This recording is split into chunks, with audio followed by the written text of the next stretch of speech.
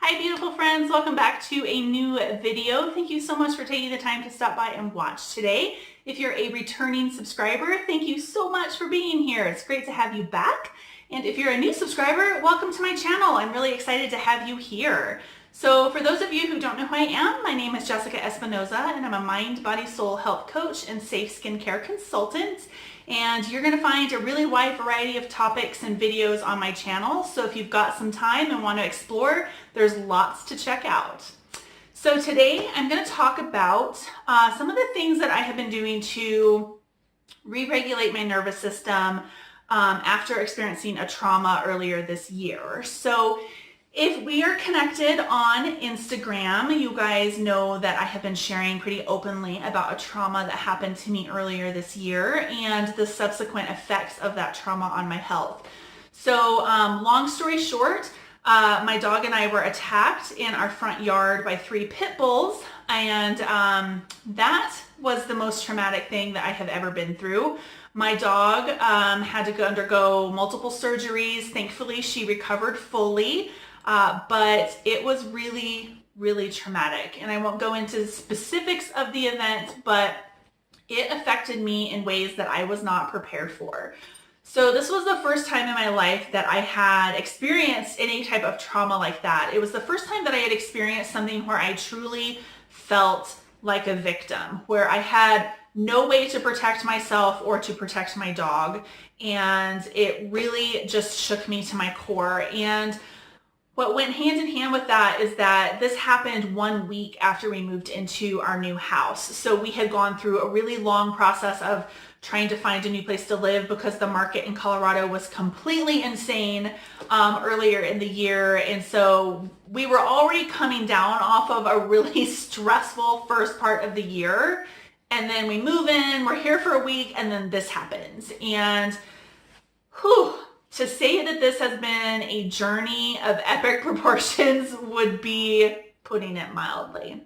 So I'm finally to the point where I can talk about it a little bit more calmly, and I don't feel the stress response coming up in my body in ways that it has done in the past. So I've mentioned a few things over on Instagram to, just in my stories and in my feed about things that I have been doing to heal since then, because it essentially set off a cascade of events for me health-wise, and I, was suffering from the actual trauma, and then I had PTSD after that, and then it actually caused quite a bit of health flares for me with my chronic conditions that I already had, and then it actually created some new issues for me as well, health-wise. So really, it's been super challenging. And what my doctor and I realized, I had 2 doctors, or have 2 doctors. I am working with a naturopath and an osteopath, and both of them really recognized that so much of everything that was going on was just being triggered by the fact that my nervous system was still in fight or flight mode. So thankfully, I had fight or flight mode there. It got me. Unfortunately, it didn't get my dog out of harm's way, but I didn't suffer any physical injuries from the attack. I was able to get into the house, but I was not able to get my dog into the house before they attacked her. So I'm thankful for that fight or flight response, but unfortunately, once it triggered after that event, it stayed on for me. And I finally now, about 6 months later, feel like I'm actually starting to make a little bit of progress. But it's been pretty hellacious. I'm not gonna lie. It's totally sucked. It's been really hard. It's been there's been a lot of tears, a lot of stress, a lot of frustration. So anyways, I wanted to talk specifically about some of the things that I'm doing to help support my nervous system and get me back out of that fight or flight state that I was left in after the event. I had to make myself some notes in my cute little sloth book because I had so much stuff I wanted to talk about. So this video is going to be a little bit longer than some of my other videos probably, but I've had so many questions from people about what I'm doing that I thought I would just put it all in one video so they can, everybody can refer to that. And then I'm happy to answer any questions that you might have after we get done talking. So the first thing that I had to focus on was nutrition. That has like always been kind of a no-brainer for me as a health coach and a real food recipe developer and all of that. So I really had to kind of take a look at how I was supporting my body nutritionally, if there were extra supplements that I needed to be adding in, and that kind of stuff. And so I was working with my practitioners on that just to see what I needed to kind of get me through all of that, to get me over the hump, so to speak. And so for a while there, my diet changed, and I was adding in a lot of extra stuff that I would not have normally added in, but the nutritional support was definitely a big part of that. After that, I would say that mindset was a big thing. And so you guys know that I am a big fan of mindset. I talk about mindset all the time on social media and on my blog. It's so important. But I had to be really gentle with my mindset. So when I talk about mindset in relation to this, it was not like, come on, Jessica, you can get through this, like all of this like upbeat, motivational, like power through, you can conquer, all of that stuff. Like that was too hard, too harsh, too overwhelming. So when I'm talking about mindset, I'm talking about the fact that I had to sit down and say, Jessica, it is okay to feel like you're collapsing. It is okay to feel completely crushed by this.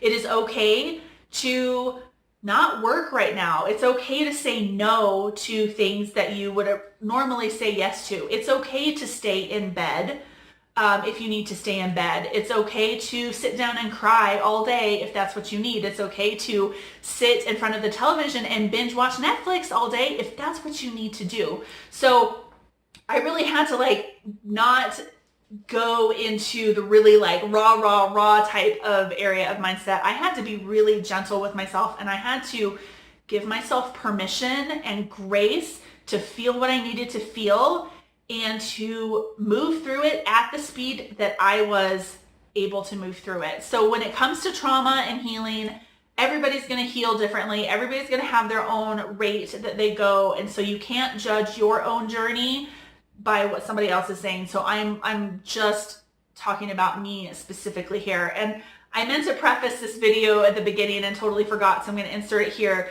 If you experienced a trauma or you're dealing with serious health flares or anything like this, then I really recommend talking to your practitioner.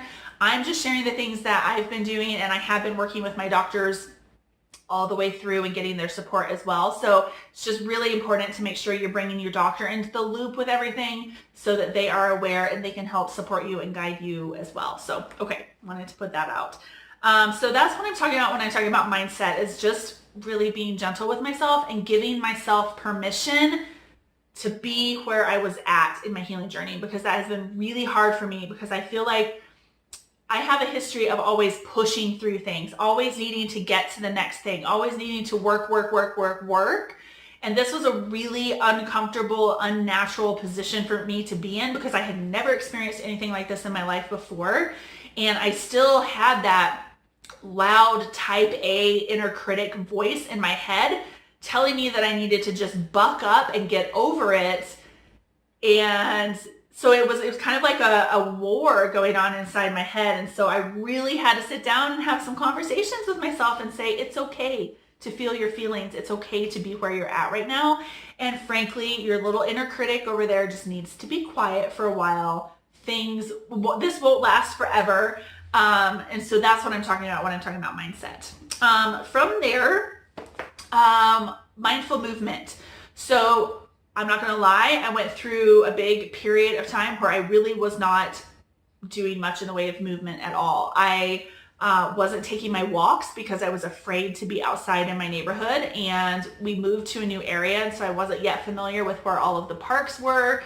So I had a long time there that I really wasn't doing much in the way of movement or exercise or anything, and I had to be okay with that. That's where that gentle mindset came back in as well. But once I started building up some mental strength, then I was able to start walking more. And then eventually, with the help of my counselor, so I did go get counseling about this and about all of the other issues that it kind of stirred up for me. There was a lot of things that came up that I thought I had resolved years ago that got stirred back up with all of this. So I think that's probably true for any type of trauma. After speaking to a lot of people about this, is that when stuff like this happens in our lives, we may experience a resurgence of things that we thought were long gone, that we were never going to have to deal with again. And so if that happens, you just have to be patient with yourself and work through it. So I did work with a counselor, and we got me back to a point where I was feeling more confident and comfortable doing walks around the neighborhood. And so I was able to finally start walking more and getting more movement in every day. And it did make a difference. It's great for our entire body. It's also really great for our minds to be outside, getting some fresh air, if you've got a park that's got a lot of trees and stuff in it, there's a lot of healing that can take place just by being outside in nature. And even better, if you don't live in an urban setting and you live out in the country, or you're in the woods, or you have access to national forest really easily, then take advantage of that, because there's a lot of healing power in nature. So that's a really big thing if you have access to it. But again, don't force yourself. Just go with what you can do in that moment and take little teeny steps every day. Nothing has to be forced. Going along with that was yoga. So I actually took a break from yoga for a while. I had been studying for my teacher certification, my yoga teacher certification, and I had to take a break from that. And I had to postpone it and ask for an extension on it, because after that trauma happened, I went for about 4 months never even stepping foot on my mat. I could not bring myself to get on my mat. And that's probably a whole different video about that type of internal resistance. But to be honest, I just couldn't do it. But after a while, I got to a point where I was like, okay, I'm ready to unroll my mat again. I'm ready to get back on there. And that has been really, really huge, is getting back into a regular yoga practice and getting back into being connected with my body and being to a point where I was okay dealing with the emotions and the thoughts that were going to come up. Because for me, my yoga practice has changed quite a bit. It's not as energetic and I guess, I don't even know what the word is that I'm looking for, but as powerful. I'm not really focusing on like building strength and all of that stuff. My yoga practice has evolved into more of a gentle, just a relaxing, restorative type of place. And so when you're doing that type of practice, you've got a lot of like quote unquote downtime while you're in poses that you're maybe holding for a long time. So those emotions and those thoughts start coming up. And so I was finally to a point where I could deal with that stuff as it came up. And so yoga's been huge. And then going along with that is breathing, because yoga and breathing go together, hand in hand. They're like this. But outside of yoga, if you don't practice yoga or you don't want to practice yoga, there's still so much stuff that you can do with your breath. There's a lot of amazing breathing techniques that we can do that help calm and re-regulate the nervous system, and that help our whole body overall. So I think I might actually do a separate video about breathing techniques, because this video is already getting pretty long as it is. But just focusing on your breath, even if it's as simple as sitting somewhere quiet and just focusing on inhaling and exhaling. That alone can really help do some calming to your nervous system. But there's some different techniques that you can use too. If you just Google breathing techniques, nervous system, you'll come up with a whole bunch of stuff. And I will try to do a separate video about that as well. So breathing was huge. And then I have two more things. So brain training. So there are a bunch of different programs out there that kind of help with brain training, and I researched all of them, and then I decided to go with one called the Gupta Amygdala Retraining Program. This is the set, and that is Dr. Gupta on the back there, if you can see that. So that's the one I decided to go with after researching the different types of brain training, neuroplasticity training. You've probably heard that word neuroplasticity being tossed around. That's kind of a buzzword right now, because it's really about how we sometimes think that our brain is just set in a specific way, but there's actually a lot of retraining that we can do if we put the effort into it. And we have to put effort into it. It's not something that happens overnight. It's not something that's really easy. But But I knew that that was going to be really important because one thing that he focuses on with the amygdala retraining is helping people get out of this fight or flight state, because a lot of us get stuck there, and no matter what we do, we can't seem to move ourselves out of it, or we might need a little bit of extra support. So I've really been enjoying this program. I'm not super far through it. I started it and then had to take a break. But I'm getting back into it now, and it's just so helpful. So I would definitely recommend researching those and see which one fits well for you. I chose this one because his personality is more in line with my personality. He felt more warm and welcoming than some of the other programs that I had looked at. So that is one thing, another thing that I was doing. And then lastly, don't be afraid to ask for medical support and medical intervention if you need it. So trauma is pretty serious, and it can be pretty serious, and PTSD can be serious, and all of the other psychological things that can go along with this can be serious. So I want to encourage you to talk to your doctors, be really open, go get counseling or therapy if you feel like that would be beneficial for you. And don't be afraid to add in some medical support if you need it. So without getting into specifics, my doctor and I did get to a point where we felt like adding a new medication in, at least temporarily, was going to be beneficial. We weighed the pros and cons of it, and we looked at the risks versus the rewards from it.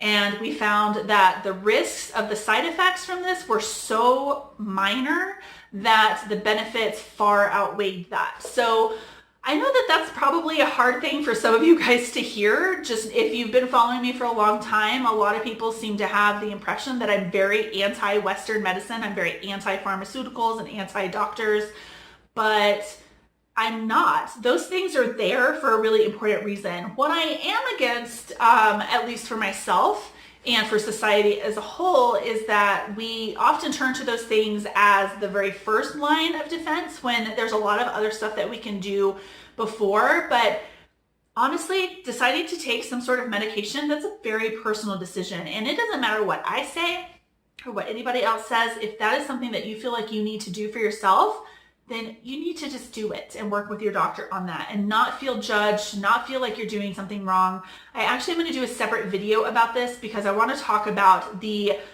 what I went through coming to that decision, because it wasn't easy, because I had that part of me saying, how dare you take any type of medication? You're a failure. You suck. All of those things went into that.